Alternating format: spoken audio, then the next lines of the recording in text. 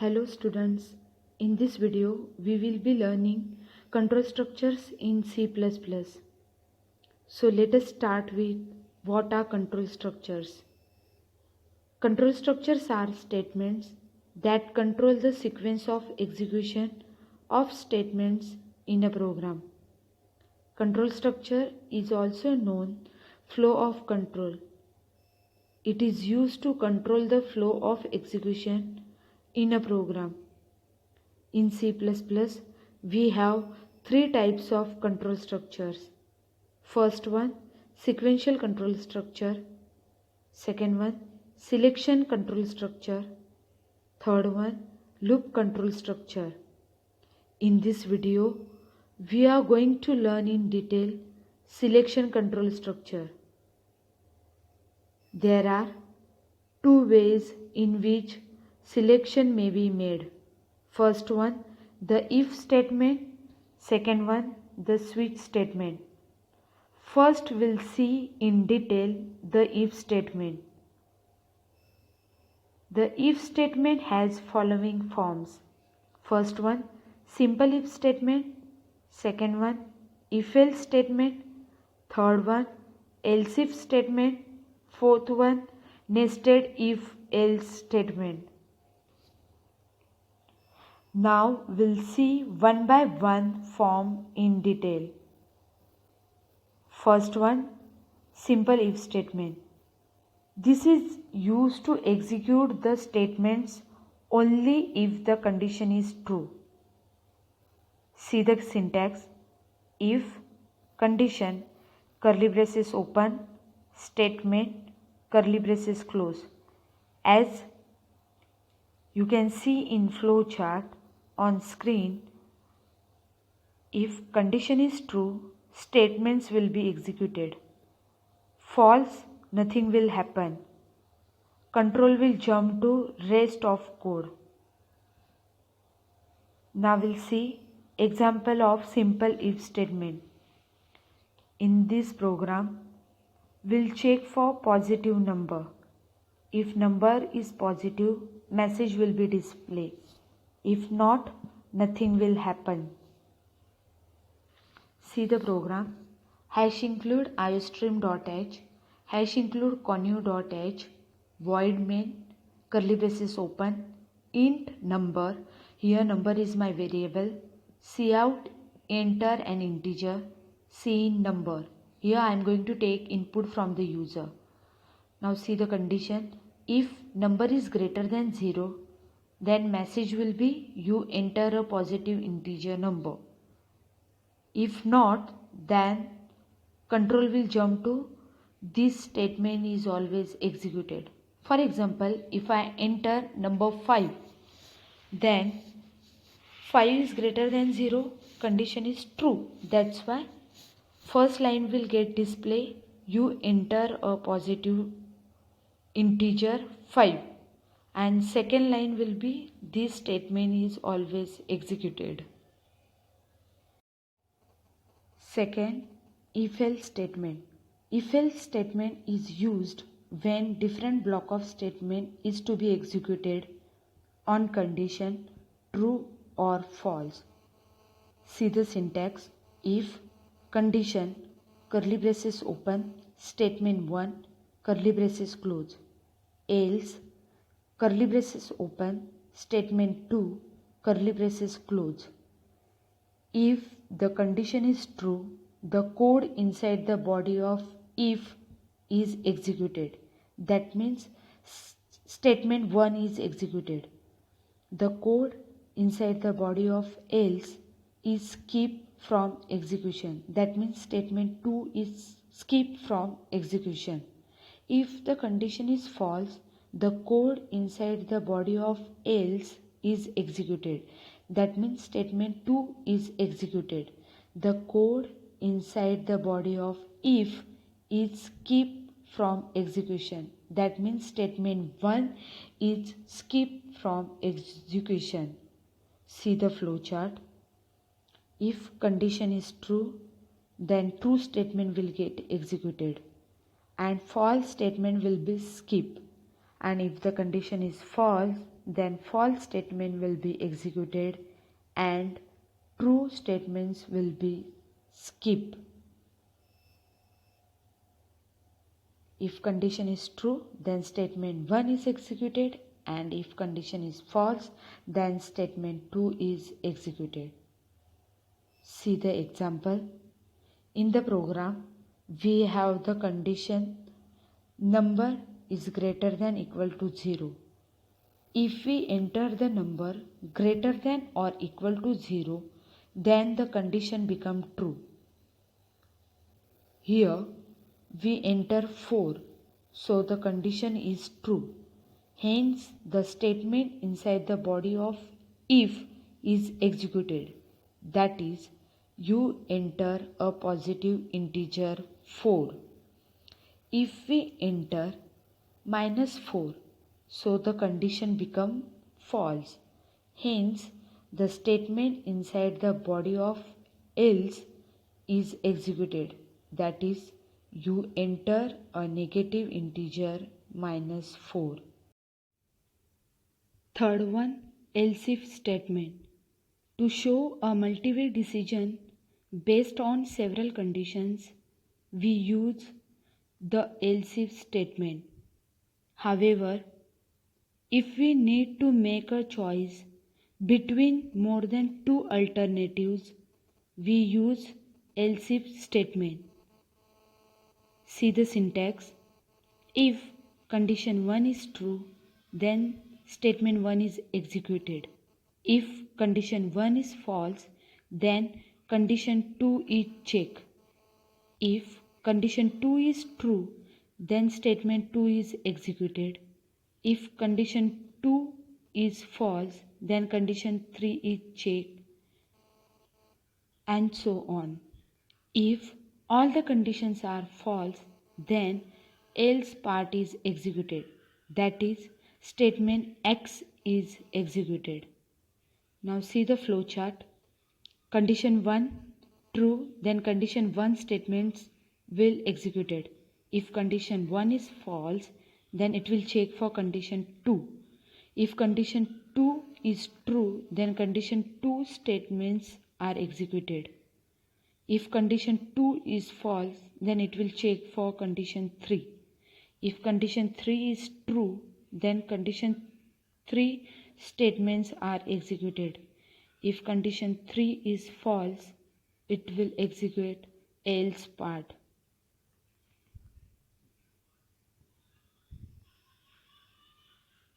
If condition 1 is true, then statement 1 is executed. If condition 1 is false, then control is passed to next condition. All the conditions are checked one by one until one of them is true. If all the conditions are false, then the else part is executed. Now see the example. In this program, we take a number from the user. Then we use the else if statement to check whether the number is positive, negative or 0. If the number is greater than 0, the code inside the if block is executed. If the number is less than 0, the code inside the else if block is executed. Otherwise, the code inside the else block is executed. That means enter number is 0. Now see the output. For example, user enter number 1. So 1 is greater than 0, condition is true. That's why message will be you enter a positive integer 1. And then directly it will jump to the statement this line is always printed. Second, if user enter number -1, so first it will check for number is greater than 0. What is number? -1. -1 is greater than 0, condition is false. So it will go to else if condition. In else if condition is number is less than 0. What is number? -1. -1 is less than 0, condition is true. So message will be you enter a negative integer -1, and then it control will pass to the statement this line is always printed. For example, user enter number 0. So first it will check if number is 0. 0 is greater than 0, condition is false. Then it will check for next condition. Number is less than 0. Here number is 0. 0 is less than 0. Again condition is false. So it will jump to else part. So in else part, message is you enter 0, and then the line is always printed. Like this, the else if statement will work. Moving to the next one, that is fourth one, nested if else statement. When an if else statement is present inside the body of another if or else, then this is called nested if else statement. See the syntax. If condition 1, again inside if another if is there, if condition 2. That means if my first condition is true, then it will enter to second if condition. If condition 2 is true, then statement A will get executed, else statement B will get executed. If my condition 1 is false, then it will enter to else part. That means it will check for if condition is 3 is true, then statement C will get executed, else statement D will get executed. See the flowchart. If condition 1 true, then it will check for condition 2. If my condition 2 is true, then statement A will get executed, else statement B will get executed. If my condition 1 is false, then it will check for condition 3. If my condition 3 is true, then statement C will get executed, else statement D will get executed.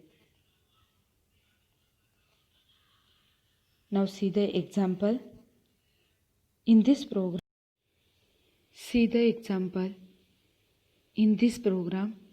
we take an integer as an input from the user and store it in the variable name number. We then use an if-else statement to check whether number is not equal to 0. Note that 0 is also divisible by 2, but it is actually not an even number. That's why we first make sure that the input number is not 0. If condition true, then the inner if-else statement is executed. If condition false, the code inside the outer else condition is executed, which prints the number is 0 and neither even nor odd.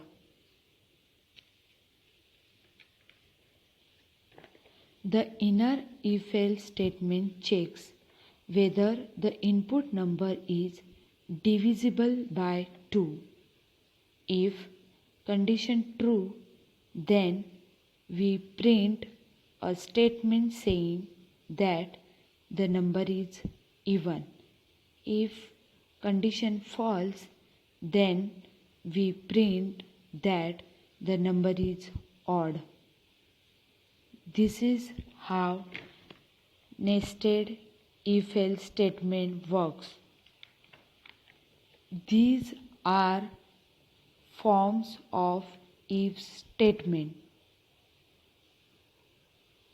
Now we'll see second way of selection control structure, that is the switch statement. Switch is a multiple branch selection statement. That means the switch statement allows us to Execute a block of code among many options or alternatives. Switch is a multiple branch selection statement. Switch statements are also used when we need a program to make a certain decision based on a condition and then execute accordingly. The expression in switch statement must be either an integer value or character value. Default and break are optional in switch case. If the break statement is not used, all cases after the correct case are executed.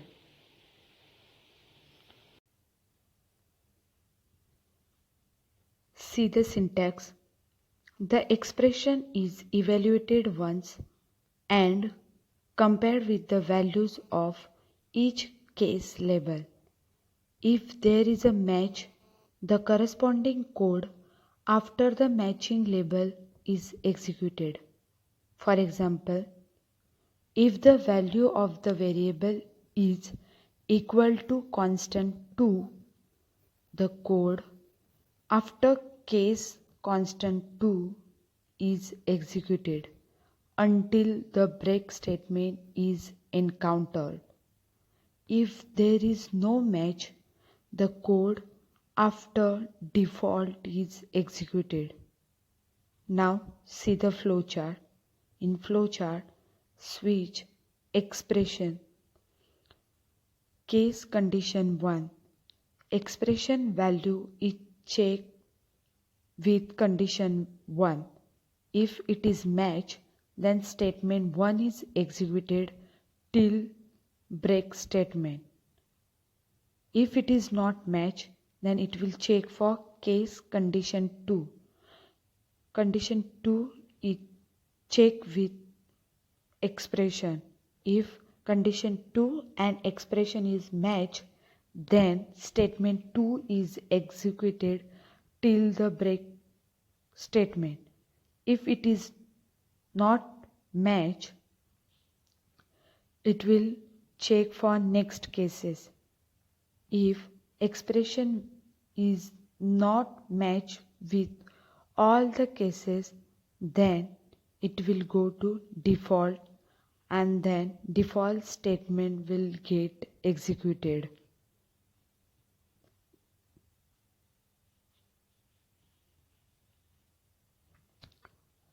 For example, in this program, we are using the switch case statement to perform addition, subtraction, multiplication, and division. We first prompt the user to enter the desired operator. This input is then stored in the character variable named OPER, short form of operator. The expression in switch statement must be either an integer value or a character value. In our example, we are taking character value. We then prompt the user to enter two numbers which are stored in the float variables num1 and num2. The switch statement is then used to check the operator entered by the user. If the user enters plus sign, addition is performed on the numbers. If the user enters minus sign, subtraction is performed on the numbers. If the user enters multiplication sign, multiplication is performed on the numbers. And if the user enters division sign, division is performed on the numbers.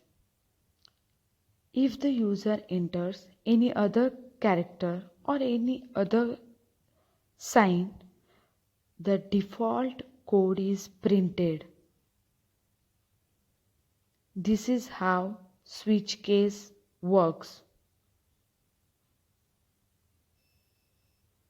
Thank you.